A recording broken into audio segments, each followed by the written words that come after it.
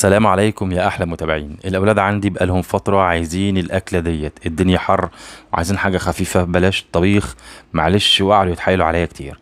فزي ما انتم شايفين كده وصفه جميله جدا وفي حله واحده، ومش هنعمل دربكه كتير. هنجيب الحله بتاعتنا، عليها معلقتين ثلاثه من الزيت على معلقه من السمنه، ودي بصلايه مبشوره وطماطمايه مبشوره وجزرايه مبشوره. انا في البدايه هنزل بالبصله بتاعتي هشوحها، وزي ما قلت مرارا وتكرارا كده عشان البصله تتشوح معايا بسرعه وتنزل ميتها وتتدبل. هعمل ايه؟ هنزل عليها بمعلقه من الملح. الملح ده هينشف الميه بتاعتها وتبتدي ايه، تتشوح معايا. طيب، وهحط عليها بقى معلقه توم مفروم، يعني حوالي كده بتاع 5 6 فصوص توم كده، مدقوقين ناعمين، وهننزل بقى على البصله بتاعتنا ونشوحها. انا هنا يا جماعه هشوح لدرجه ان انا يعني هقلي، وبعدين نزلت بطماطمايه دي تالت حاجه، تقليبه كده والتانيه، وابتدي هنزل بالايه بالجزر بتاعي. وابتدي هنا بقى هسوي او هشوح تشويحه كامله عشان دوت اللي هيدي طعم حلو للشوربه والفراخ بتاعتنا.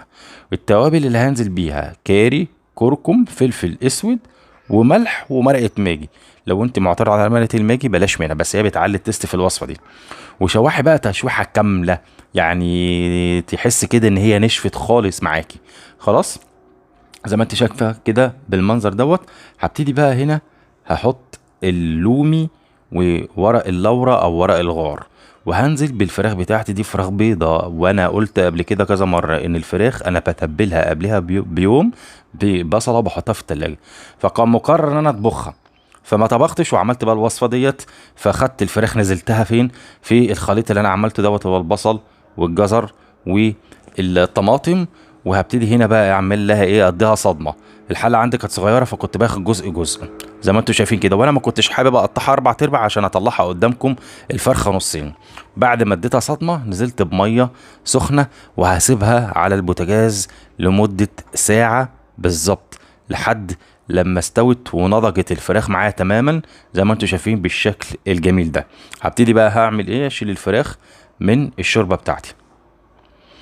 تمام، هي بالظبط خدت مني ساعه. الفراخ البيضاء يا جماعه ما بتاخدش سوا خالص. وادي الشوربه بتاعتي اهيت. هنزل عليهم بقى بشويه زبيب محترمين. الزبيب مع الرز البسمتي بيبقى طعمه خطير. في ناس معترضه على الزبيب، بلاش يعني حسب الرغبه. وهنزل هنا بكيلو من الرز البسمتي. عايز اقول لك حاجه ومعلومه مهمه جدا، لو الشوربه هنا كتير قلليها مفيش مشكله، والشوربه ما ترميهاش، ممكن تشربيها او تعملي بيها لسان عصفور. خلاص. طيب انا بقى الفراخ ديت هديها لون حلو ايه، 3 مكونات فقط. معلقه من معجون الطماطم او الصلصه عندنا كده بالمصري، عليها معلقه زيت كبيره او معلقه سمنه بلدي، ومعلقه عسل اسود كبيره. وقلبي بقى الثلاث خلائط الثلاثه دول مع بعض، الصلصه مع العسل الاسود مع الزيت او السمنه اللي انت هتحط بيها. وابتدي بقى دهني الفراخ بتاعتك يا ست الكل، ودخليها في الفرن تحت الشوايه. انا الرز هنا عندي بدأ يبقبق اهو ويغلي، تقليبه كده والتانية، وهوطي عليه البوتاجاز بدوق ملحه، وبعدين خلاص هغطيها. شكرا، الوصفه خلصت في حله واحده خفيفه بسيطه مع الحر ده. فعلا هي حلوه. يعني انا مش بعملها كتير لانها مكلفه، ولما بنعمل فراخ كده بنبقى عايزين نقعد يعني يومين ثلاثه. طبعا احنا كمصريين بنحب الطبيخ يقعد يومين عشان مش كل شويه نقعد نكلف، ولكن مع المطلب الجماهيري بتاع الاولاد حبينا ننولهم رغبتهم وطلبهم. وزي ما انتم شايفين الفراخ طلعت، ورصينا الطبق بتاعنا وعملنا جرنش بسيط كده بفلفل وطماطمايه، وحاجه خفيفه وبسيطه، وجربوها هتعجبكم قوي. رز بخاري كده مع الفراخ المشويه تحفه وخطيره.